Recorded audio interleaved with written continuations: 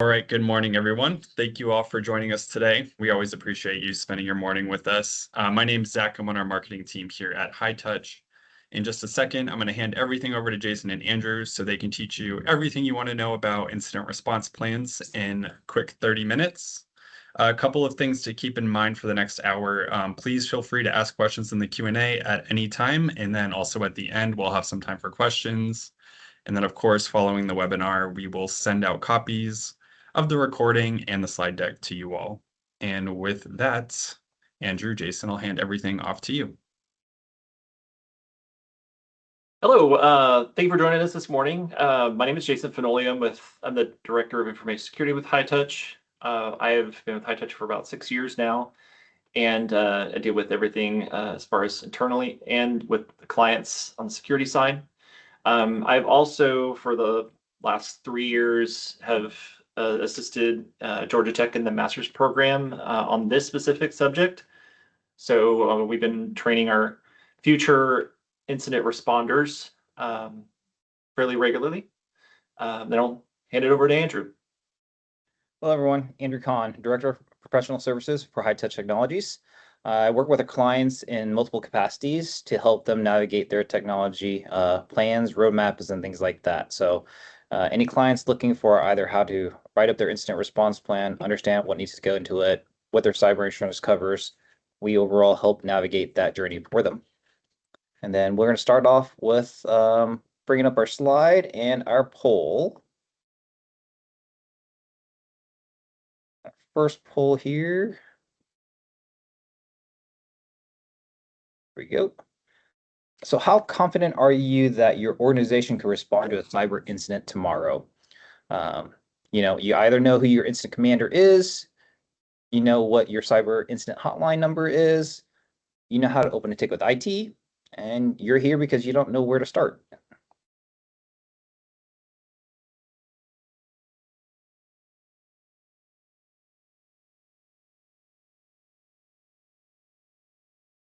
Give you guys a couple seconds to answer that.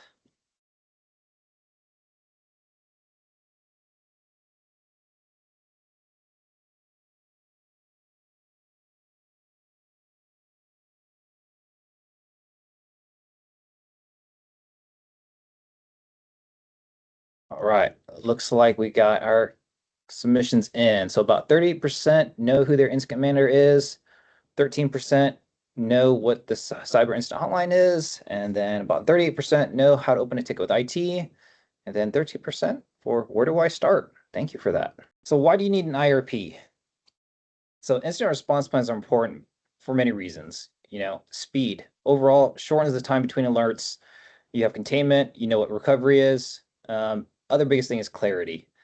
You need to know who's responsible for what. If you don't have the right people in the spots or running the right roles, such as who needs to communicate to clients, who's actually doing the recovery, who's calling the cyber insurance hotline, kind of your flow of events. If people don't know what their role or duty is in an incident response plan, a lot of things can get jumbled. You don't know who's doing what, and if no one knows who's doing what, or everyone's doing, or one person is doing everything, the order doesn't happen. The other portions, like very important for cyber insurance, most cyber insurances will not allow you to remediate before you get a hold of them. If you start remediating before getting a hold of them, a lot of evidence could be lost. So you're not able to preserve logs. You don't know what the chain of custody is. You're not tracking timeline. And a lot of that information cyber insurance wants, so they understand what's happening, who's doing what, and if they're going to allow that claim to go through or not. So you could be denied a claim because of things like that. And compliance. If you are under any type of compliance, either HIPAA, FINRA, CMMC, or things like that, there are other contractual or compliance things that you have to do to report. Certain things of communication, understanding if you do have any PII or PHI data that was potentially compromised or exfiltrated. Those are informations that you will have to respond on.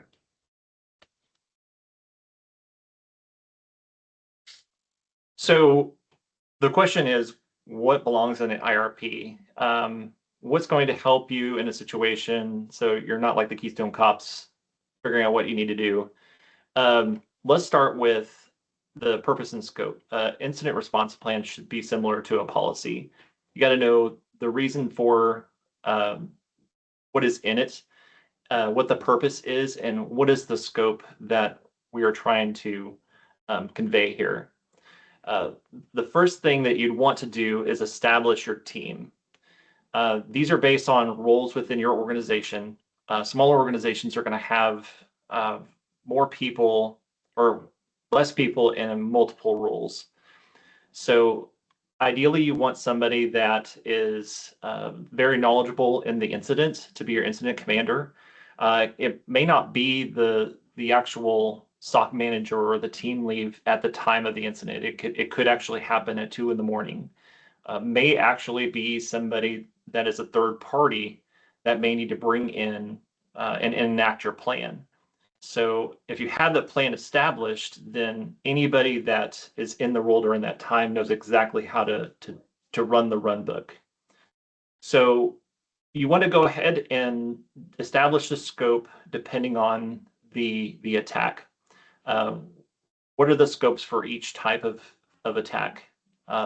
Those kind of sit in the playbooks, but if you sit down with your business owners and they understand how data works within the organization, they'll be able to determine what is in the scope of a specific attack. You also want to have a clear severity model. Severity models in the security field, people are absolutely first. You want to make sure that humans are protected as far as anything else. They come first. So if there is a critical system that is lost to an attack or negligence, we want to make sure that we're protecting the people. Then you want to go ahead and establish a communication plan. So you want to make sure that all communication paths are documented, because if an attack occurs, your teams may not work, your email might not work, your phone system may be down. So ideally, you want to go ahead and establish the roles and put in the personal cell phone number, the personal email as part of their contacts and over their work email, because those may not be available. During the plan, when you enact the plan, you also want to make sure that you're logging everything you do during that incident. It helps forensic teams to go through and establish a timeline of when things occurred.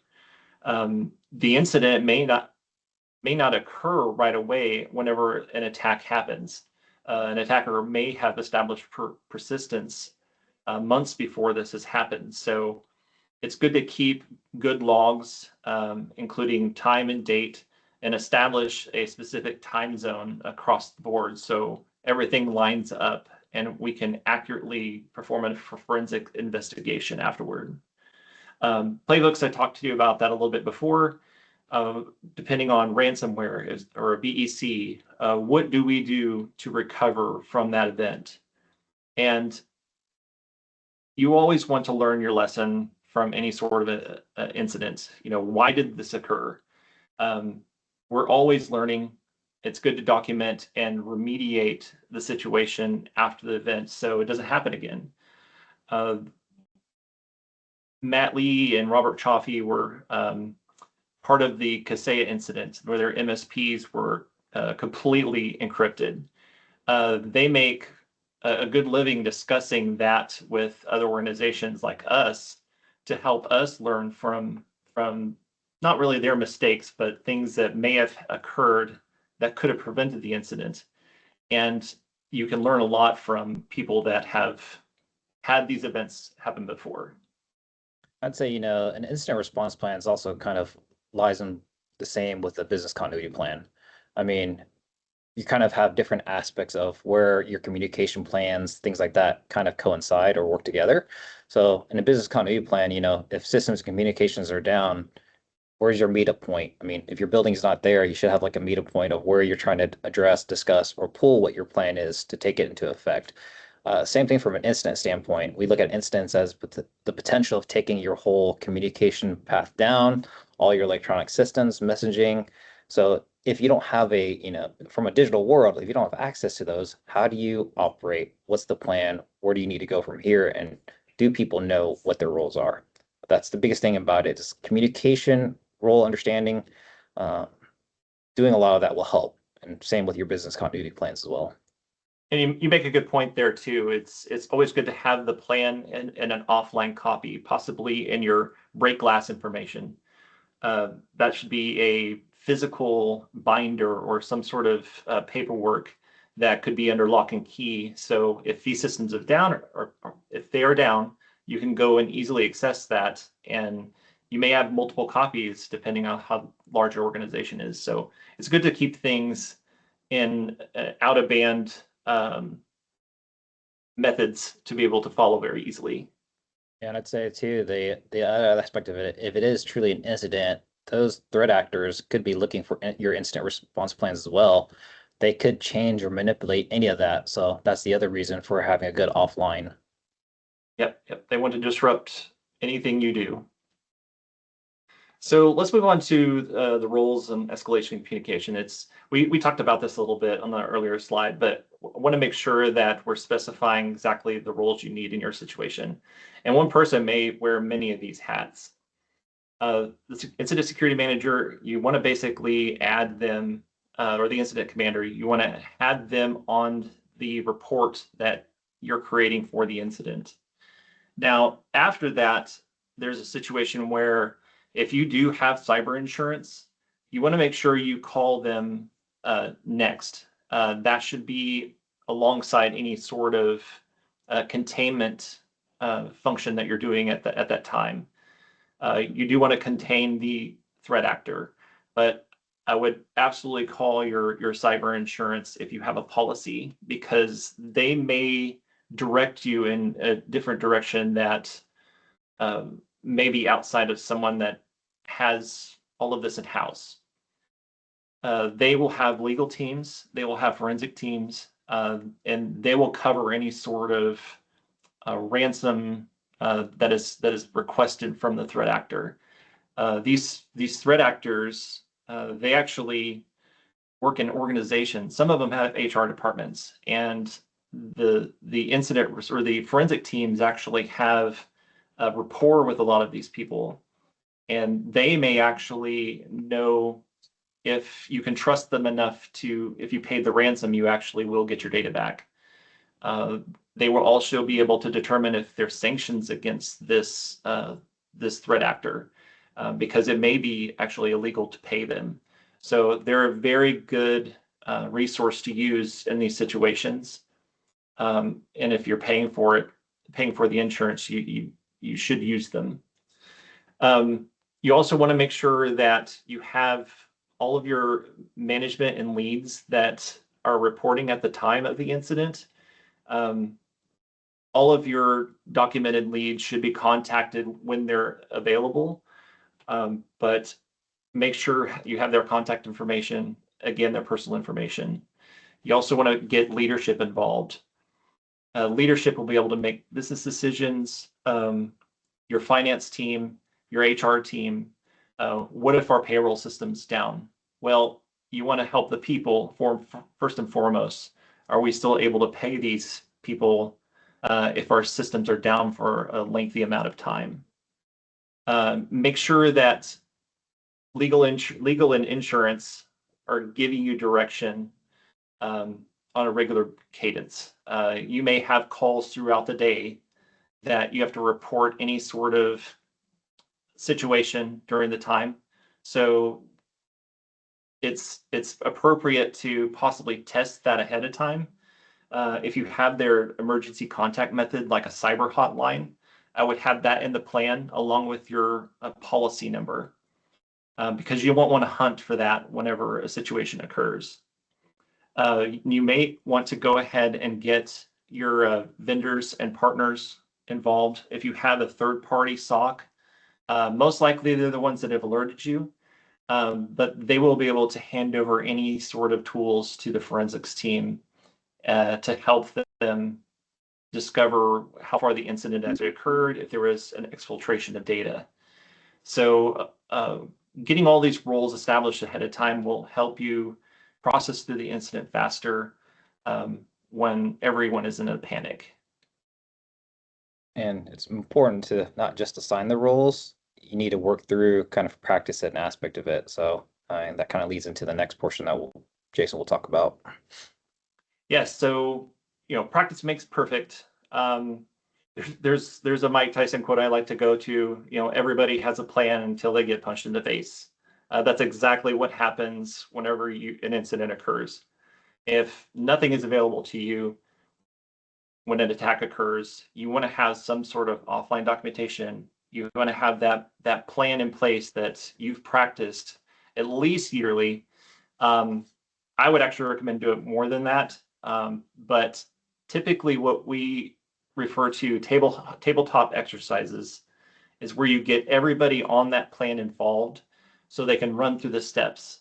You need to practice the scenarios. There is a game that Black Hills Information Security has created called Backdoors and Breaches. You can actually use the game as the rules are defined, but we use a modified one where I pretty much shuffle the deck and we draw a specific attack that is going to occur. Then we run through the scenario of, what would happen and what would be our response. Talking through this in a tabletop exercise is highly valuable. You might think it's silly, but every time that we've gone through a tabletop exercise, we'll say, oh, there's this system out here. We might need to look at it, or we could shore up this a little better. So it helps you find gaps and allow you to think, especially if you've been staring at screens all year and doing your day-to-day job. You may not think about it until you run through a scenario. And then whenever you find those gaps and figure out if there's something wrong or something that we don't have, you want to basically improve the plan, add that gap or add that remediation to your plan. So whenever the real thing occurs, you can get through it easily. I think the other thing that we talked about too, Jason, is like as you have your plan too, it's also good to start removing certain people or all the people from those roles, positions, plans. So in the event, someone's on vacation, they're out for family medical leave or something like that, you have a way to understand what that looks like if that person's not filling that role. Yep, that always happens. Real world scenario. I was on my 10-year anniversary in Boston whenever we had a client have an incident, but the team acted quickly. I hopped in for a little bit, but we did continue the anniversary vacations. But you definitely want to remove some of the links out of the chain and see how you react to those in your tabletop exercise. So the next thing we have here is filling out a report. We actually have the plan template and we have a template for the report. Typically what you want for a report is a nice executive summary that does not have to be filled off right off the bat. It's something that is a post-mortem report. Be very simple and high level for someone that is not technical. You want to explain what occurred and very high level, and then explain any sort of remaining needs or remediation that is required, and especially what the financial impact of the direct cost of the incident. You want to have a timeline, again, with date, time, establish a time zone, make that continuous throughout the plan. This should be very high level events of the incident. You also want to go through the kill chain analysis of, how you discovered it, what have you done to contain the incident and eradicate it, and then how you contained and recovered. So that follows into the next. You want to write all of this down of your actions taken, and then what was the financial impact of the case. Always make sure that you document your successes. There's always successes here. Hey, we had all of our logs to be able to find this. so-and-so acted quickly. You got to have some wins in your report. But with wins, there are also opportunities. They were able to get in somehow. So you want to make sure that you're documenting all of your opportunities. What are the lessons that were learned, and how do we resolve them? And establish an owner for each one of those. The owner should not be a department either. It should be a role within the team of that department, so it assigns ownership. And then you also should have an investigation log. That's going to be your detailed logging of everything that happened. So if something were to occur where there was a legal, if there was a hearing, you can basically recreate the incident in real time and document everything that an attacker did and what you did to resolve it. So on the 90-day incident response plan, what do we need to do to get one running for you? Again, we do have templates that we can provide if you contact us. We can help you draft the plan, determine like your scopes, roles, contacts, and everything else within the incident. Then you also want to go through your systems and determine how you want to recover based on playbooks. The playbooks aren't necessarily going to be in the plan, but it could be in an appendix with the plan itself. You want to validate your readiness.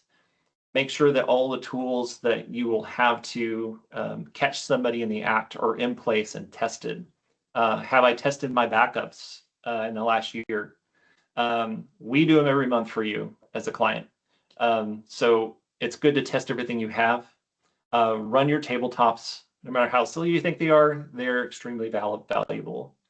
And then make sure that you announce to the organization that you have a plan, and then disseminate what the plan is within your environment. Yeah, it's like Jason said, it's important that you communicate this down. I mean, every person should know that there's a plan. And if all else, if they don't know who their incident response person is, they know where to get things started. Because if no one knows where to get things started, your plan's going to fail pretty quickly. And if it fails fast, it's going to fail all the way at the top. So keep that in mind as you go through these. I mean, the other portions of that important of it, cyber insurances, if they know you have an instant response plan, a lot of times that could help with your premiums. You know they're part of the plan, you've tested with them, you know how to navigate through your cyber insurance. So overall, it's just very important to make sure you are working through these and practicing it. Yeah, plans are required in a lot of security frameworks. Let's talk to PCI, HIPAA, and insurance is starting to require them as well. All right, well, that brings us to the end. I'd like to take any questions that anybody might have. I don't know if we had any during the presentation. Not seeing any questions for you guys. I said, as Jason mentioned, if you're interested in understanding what your incident response plan should look like, want to get it started, drafted out, or you have it, you want us to take a look at it, a follow-up meeting, you can schedule, book a meeting with me. We'll go through it and get it coordinated. But overall, we'd like to be able to help.